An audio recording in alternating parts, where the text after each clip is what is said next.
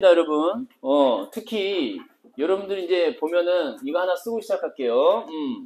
우리가 6평이 앞으로 몇 주? 그주 이제 9주 앞으로 다가왔는데 그때 이제 중요한 게 뭐냐면 여기 화자 건매도 있고요. 줄여서 그냥 화언 쓸게요. 화자 건매 있고 그 다음에 문학 있고 그 다음에 독서가 있는데 자 여러분 지금 여러분들이 제일 궁금해하는 게 뭐냐면은 순서 한번 바꿔볼까요? 이런 질문을 제가 계속 듣고 있거든요. 순서 한번 바꿔볼까요? 그거는 요령에 불과하고 부차적인 것이고 지엽적인 거야.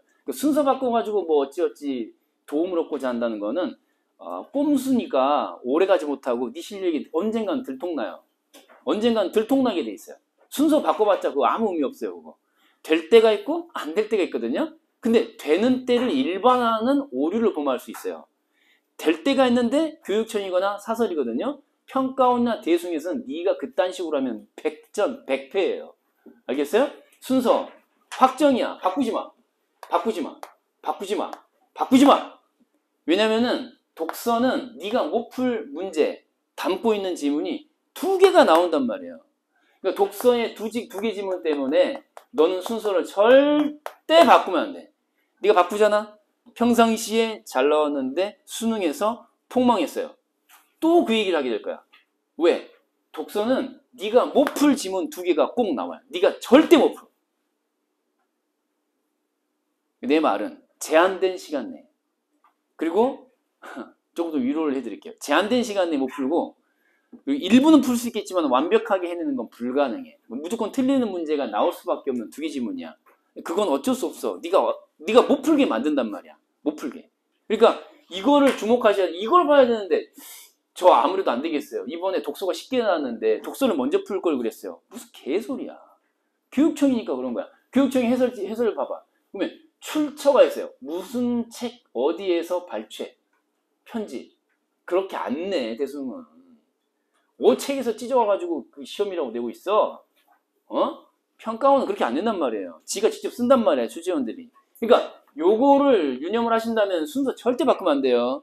쉬운 거 먼저, 그 다음 쉬운 거, 그 다음 어려운 거. 이렇게 쉬운 거부터 어려운 순서대로 가야 돼요. 이거 바꾸지 마세요. 이렇게 복수 앞으로. 그렇게 해가지고 되는 시험 가지고 전부인 양 일반화해버리면 넌 거기 수렁에서 절대 빠져나올 수 없어. 알겠어요?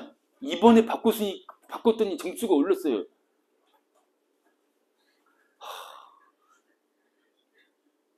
수능은 그렇게 해가지고 되는 시험이 아니야. 그럼 누가 재수하고 삼수를 하니? 안 그래? 그럼 다 바꾸서 하겠다.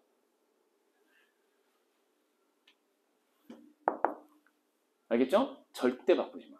왜 또 그게 중요하냐면은 이 습관이라는 게 무섭거든요. 네가 이 습관을 지금부터 유지하지 않으면 막 이랬다가 저랬다가 왔다 갔다 이래버리면 수능에서 갈피를 못 잡아. 분명히 당황스러운 순간이 올 거거든. 아니 하던 대로 하면 되는 거거든요. 하던 대로 무의식적으로 해야 되는데 수능은 뭐 누가 어떤 병신이 그거 의식적으로 풀고 있니? 그건 병신이야. 말짱한 의식에서 문제 풀었다는 건 병신이에요. 다 제정신이 아니거든요. 누군가가 내 머릿속에 들어왔다가 빠져나간 느낌이거든요. 들어오셨다가 나가시는 거예요. 그때 내 몸은 무슨 역할을 하냐? 기계적인 문제풀이로 이렇게 가야죠. 이렇게 아무 생각 없이 그분이 하시는 거야. 이렇게. 근데 막 이랬다가 저랬다가 해버리면 그분이 싫어하세요. 네 몸을 싫어하신다고. 네 왔다 갔다 하는 네 몸을 그분은 너무 싫어해. 버리고 가셔. 그럼 넌 또 이제 삼수하러 오는 거야. 알겠어요? 죄송합니다. 죄송한 소리 가지고. 그러니까 이제 내가 강조하는 거야. 순서 바꾸지 마. 2가지를 얘기했어요. 첫 번째, 꼼수다. 꼼수는 언제든지 네 실력을 들통나게 만든다. 2번째, 대수능 독서는 네가 못 풀 문제가 나온다. 먼저 풀면 폭망한다. 독서 틀리고 문학 틀리고 다 망한다. 오케이? 자 여러분 이제 이 얘기를 또 시작하면서 왜 했느냐. 오늘 이거 강조하려고 하는 건데 이 2개 지문 가운데서 법경제 지문이 있고 이번 6평 때는 경제가 나오기로 지금 예약돼 있거든요. 대수능도 경제가 나오기로 예약돼 있어요. 무조건 일단 6평 경제 나올 거고요. 대수능에서 경제가 나올 겁니다. 근데 경제하고 법경제 제재에서 대안을 찾지 못한다면은 그 다음 단계인 과학기술 제재로 넘어갈 수가 없습니다. 이건 제일 어려운 거예요. 네가 과탐을 뭘 선택했든지 간에 그걸 피해서 나올 거야. 내가 예언할게. 네가 선택한 과탐 피해서 나온다고. 알겠어요? 재수없지. 피해서 나온다니까? 아니면 기술이 나오거나 둘 중에 하나야. 그러니까 이걸 가지고 뭘 지금 뭐 해보려고 하면은 그건 난센스야. 지금 단계에서는 이게 아니고 여기에 우리가 힘을 쏟아야 할 때야. 아시겠어요? 그러니까 이건 반드시 노트. 이거 노트 하면 좋은데 못해도 상관없어. 이것만큼은 노트를 반드시 해야 돼. 그래서 이 지문에서 어떻게든지 제 시간에 완벽하게 다 맞춰야 네가 1등급으로 올라설 수 있는 거거든요. 네가 왜 점수가 안 나와? 법경제에서 번번이 무너지니까 그런 거예요. 법경제를 넘어서면 1등급 될 수 있어요. 네가 여기서 하나를 더 틀리고 두 개를 더 틀리고 하면은 그건 2등급이 되는 거고 3등급이 되는 거거든요. 알겠어요? 이게 완벽해져야 됩니다. 노트. 제가 노트 만들라고 하는 건 독서에 국한해서 얘기하면 법경제 노트입니다. 재미있는 민재야. 아시겠죠? 오케이. 자, 그래서 오늘 하루도 열심히 한번 노트 정리해 봅시다. 자, 갑니다. 저번에 이제 우리 문제풀이 하던 거 어디까지 왔는지, 그쵸? 여진님이 한번 지난 시간 수업의 여진을 그대로 고스란히 안고 있는 우리 여진이가 한번 얘기해 보도록 하겠습니다. 감동의 여진이 아직 남아 있습니다. 우리 그 문제 설명 다 마쳤습니까? 다음 질문 넘어가고요. 그러면 1부 하고 끝났다면은 보충 설명을 해야 될 상황이에요. 그쵸? 태연이도 한번 기억해 보시고요. 그 보기 문제를 먼저 설명 1부 하고 끝내버렸던가요? 맞아요? 답만 얘기하고 끝내버렸어요?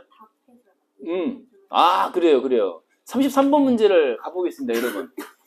선생님, 진도가 너무 느려요. 왜 한 지문 갖고 2시간, 3시간 해요? 짜증나요. 이럴 수 있는데 충분히 그 심정 이해해요. 근데 짜증나는 상황이 맞아요. 여러분들이 느끼는 감정이 솔직한 심정이고 팩트에 가까워요. 근데 어쩔 수 없는 게 그 독서 지문이라고 하는 거를 여러분들이 혼자 후딱 해치워버리는 그런 방식이 아니라 노트 정리까지 병행을 하기 때문에 어쩔 수 없어요. 근데 그게 다 피가 되고 살이 돼요. 오케이? 채점만 하고 끝나봐라. 네 점수가 오르나 봐라.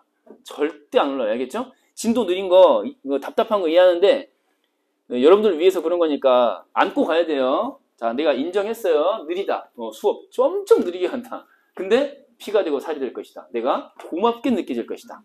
1번 선지 가기 전에 다시 한번 저번에 했던 거 형광펜 색깔 안 돼 있으면 다시 색깔합니다.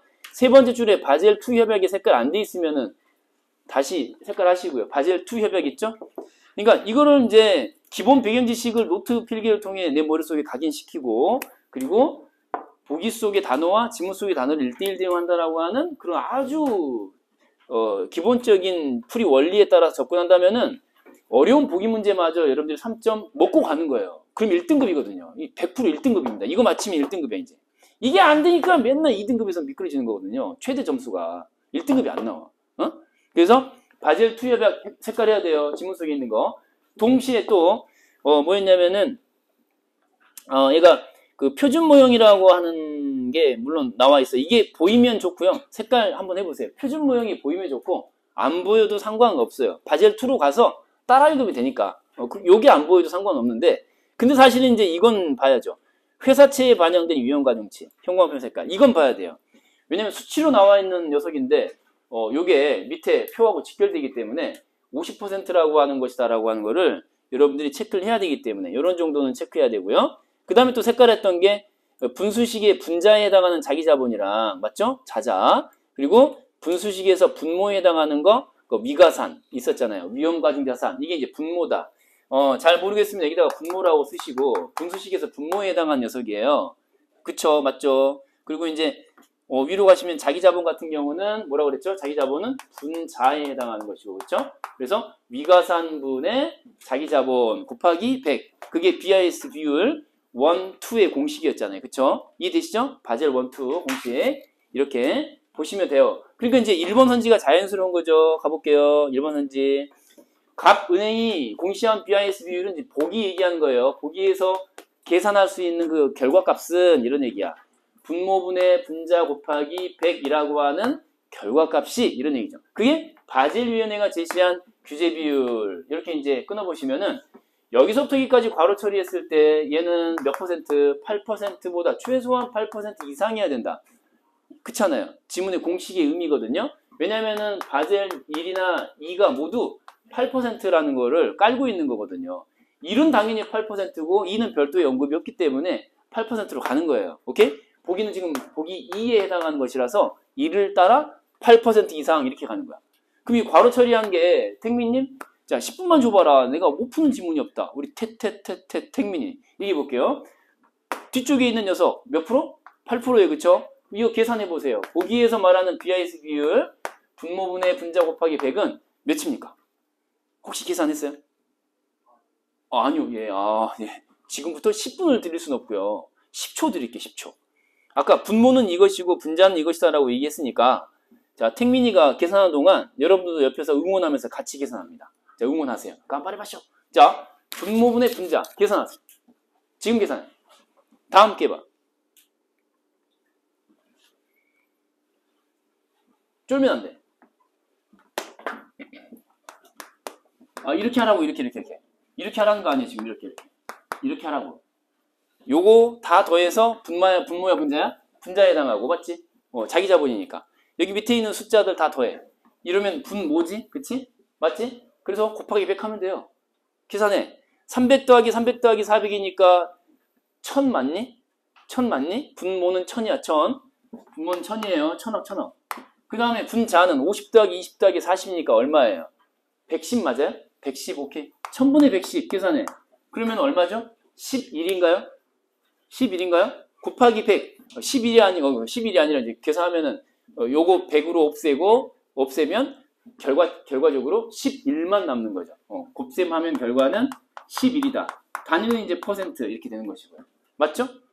그거야. 그러니까 이제 선지로 가시면은 1번 선지에 주어부에 해당하는 BIS 비율 값, 보기의 비율은 11이고 여기 바질위원회는 8인 것이니까 11이 크냐 8이 크냐? 11이 크죠. 그래서 크다라는 뜻의 상회하겠군이라는 표현이 나오는 거야. 니네가 지금 어휘 연습 210을 왜 하고 있니? 여러분들은 이제 고등학생 취급한다고 짜증낼 수도 있는데 해야 돼요. 왜냐면 상회한다랄지 이런 단어 뜻을 모르면은 답을 찾을 수가 없거든요. 그런 거 하고 있는 거거든요. 여러분들이 지금 210 어휘가 상회한다는 얘기가 무슨 말이에요? 윗상자거든요. 윗상자. 웃돈다 이런 얘기예요. 크다야 작다야. 크다란 뜻이에요. 그쵸? 그러니까 부등호가 이렇게 주어 쪽으로 열린다? 맞아요? 틀려요? 맞죠? 보기가 바젤보다 크다. 이렇게. 됐죠? 11이 8보다 크니까. 자, 그 다음 2번 선지. 자, 회사채 유음 가중치가 20%였다면 이라고 했거든요. 자, 이거 방금 형광펜 처리한 거 있잖아요. 회사채 유음 가중치. 요거 괄호 처리 한번 해보시고 보기에서 50이라고 했어요? 100이라고 했어요? 보기를 보세요. 회사채 위험 가중치 50이라고 했죠. 그쵸? 원래 50이었는데 이거를 이제 20%로 높이면 낮추면 이라는 뜻으로 이해를 하셔야 된다고. 아시겠어요? 자, 효우님 효성스럽게 한번 답변해 볼게요. 자, 저에게 효성스러운 답변 부탁드립니다. 자, 위로 올라가시면은 뭐라 그랬어요? 회사채의 위험 가중치 여기 회사채 2칸 있죠. 2칸에 몇 억이라고 나왔어요? 300억이라고 나왔잖아요. 그럼 300억이 몇 퍼센트라고요? 몇 퍼센트가 300억이라고요? 50%가 300억이라고 했으니까 20%는 얼마냐 이 말이에요. 그쵸? 비례식으로 하면 되잖아요. 뭐 비례식까지 갈 필요도 없이 그냥 상식적으로다가 딱 직관적으로 보이잖아. 맞지? 50%가 300억이라고 했죠. 그쵸? 그러면은 100%는 2배인 600억이 될 테고 600억 안에서 다시 20%니까 6, 22, 120억 이런 거 계산을 할 필요가 있냐 없냐? 이렇게까지 안 해도 돼요. 왜 그럴까요? 커졌냐 작아졌냐만 얘기하면 되거든요. 서술로 봐. 높았겠군이라는 것에 대한 OX 판단만 하면 되거든요. 그러니까 구체적 수치를 생각할 필요 없고 분모야 분자야 위가산 계산할 때 쓰는 가중치라고 하는 거는 분모야 분자야 분모에 해당하는 거거든요. 밑에를 봐. 위험 가중 자산 계산할 때 위험 가중치를 곱하는 거잖아요. 이해되시죠? 곱하는 대상인 위험 가중치가 커졌어 작아졌어? 50에서 20으로 작아졌다는 것만 이해하시면 되는 거죠. 이해되죠? 자, 이제 빨간 펜으로 이렇게 한번 가볼게요. 자, 빨간 펜으로 20%라고 하는 것은 분모에 해당하는 수치야, 분자에 해당하는 수치야. 곱하는 위험가중치이니까 분모에서 변하는 값이야. 분모가 커진 거야, 작아진 거야? 곱하는 대상이 50에서 20으로 작아졌으니까 분모가 작아지겠죠. 이해되시죠? 그럼 분모가 작아졌다는 얘기는 다시 말하면은 결과적으로 분수식 전체 값은 어떻게 되는 거야? 분모가 작아졌으니까. 그렇죠. 분수식 전체는 커지는 거죠. 상대적인 거잖아. 분모가 작아졌으니까. 그래서 이제 높았겠군. 이렇게. 이해되죠? 그러니까 이 공시된 비율이라고 하는 것에서는 몇 퍼센트? 50%로 취급한 거였거든요. 위험가중치. 근데 얘가 20%니까 더 작은 수치를 분모에다 곱한 거야. 이해되시죠? 그럼 원래보다 커도 작아져? 분수식 전체 값은 커지는 거죠. 이해되시죠? 오케이? 자, 3번 선지로 가는 거예요. 근데 사실 이제 이게 뭐냐면은 이걸 찾으면 돼. 3번 선지는 뭐가 중요하냐? 이겁니다. 실제 규모에다가 형광펜으로 색깔 딱 해봐. 야, 이걸 이해를 하셔야 되거든. 실제 규모. 야, 우리가 이제 내실이 있냐 없냐를 판단하는데 특정 기업이 망할 것이다, 그렇지 않을 것이다, 잘 나갈 거다, 아닐 거다라고 하는 걸 판단할 때 그 회사가 부풀려서 실제보다 부풀려서 자기 규모를 부풀려서 발표하는 기업이 있는가 하면 있는 그대로 솔직하게 표현하고 발표하는 기업이 있다라고 전제하고 보셔야 돼.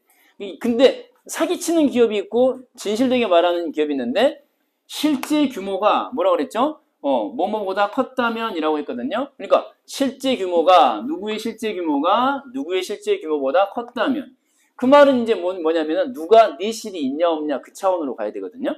그러니까 이걸 실제 규모를 위험도 신용 위험하고 관련 지어서 이해하시면 좋죠.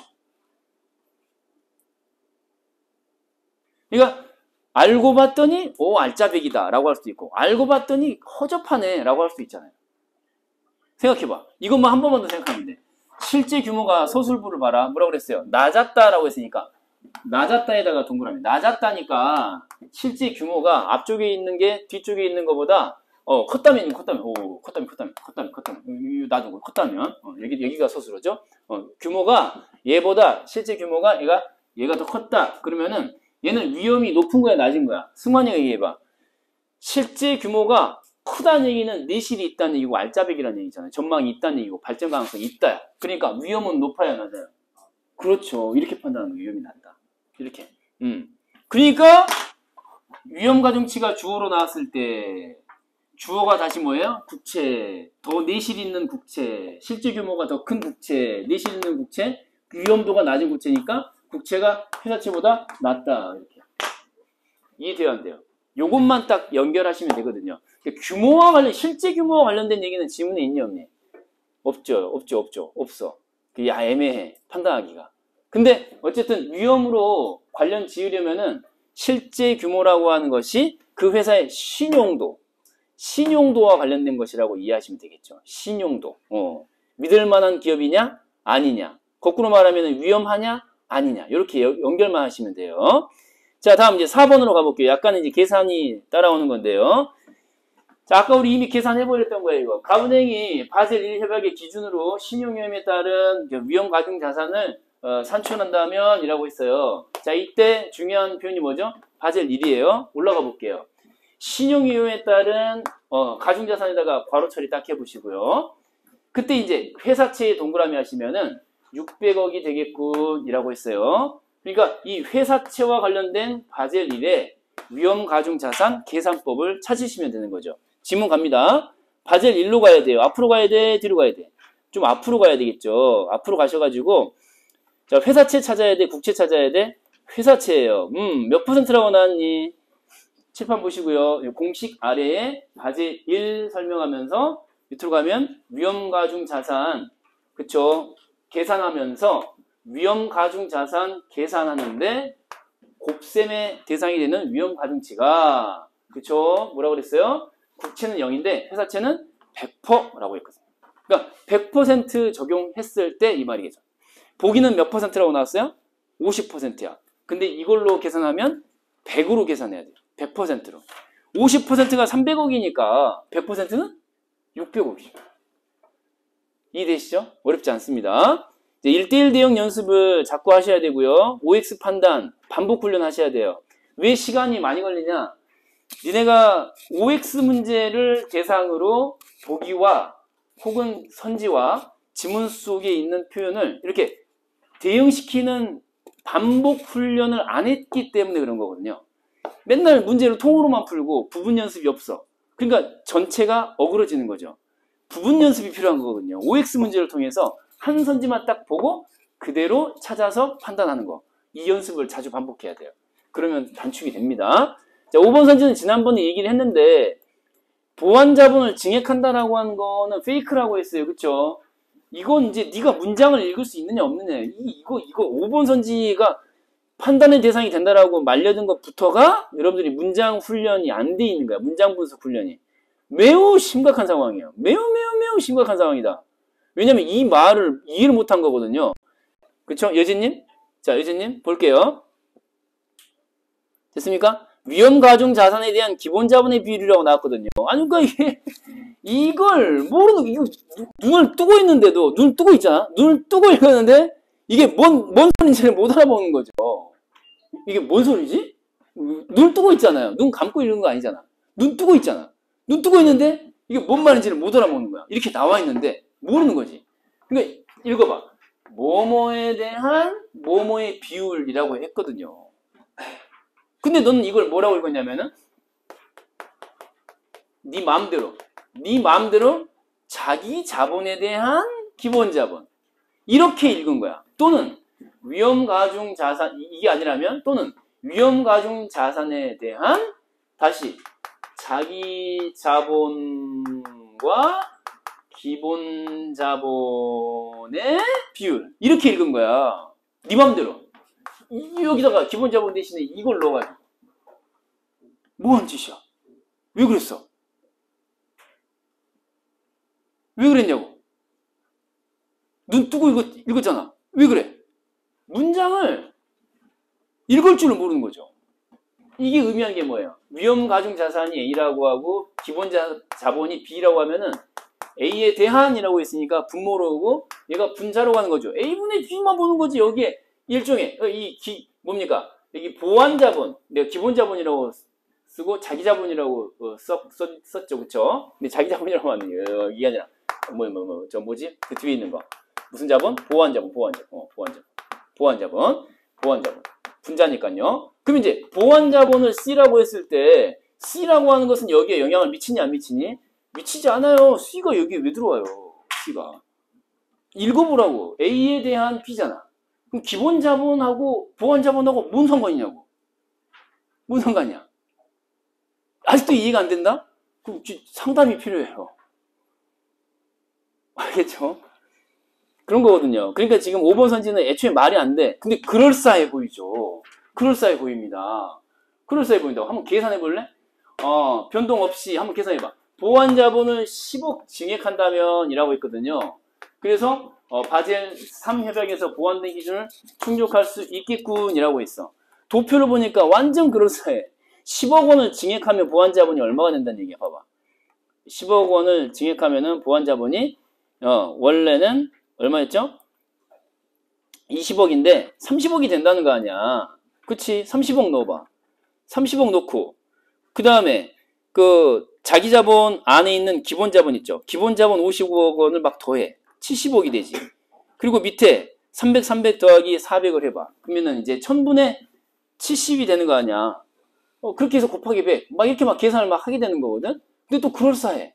그래서 이제 계산 결과가 막 나오고 비교를 해보니까 이제 선생님이 이제 미리 계산한 걸로 한번 비교를 해본다면 굳이 이렇게까지 해야 되나 싶기는 한데 그렇게 했을 때는 5%라는 결과값이 나옵니다. 5%라는 결과값이. 그래서 이게 충족할 수 있겠군 이라는 건데 충족할 수 없습니다. 5%라고 하는 거는 뭐에 미치지 못하니까 6%에 미치지 못하니까 이 계산값을 제외하고 원래는 어떻게 계산해야 돼?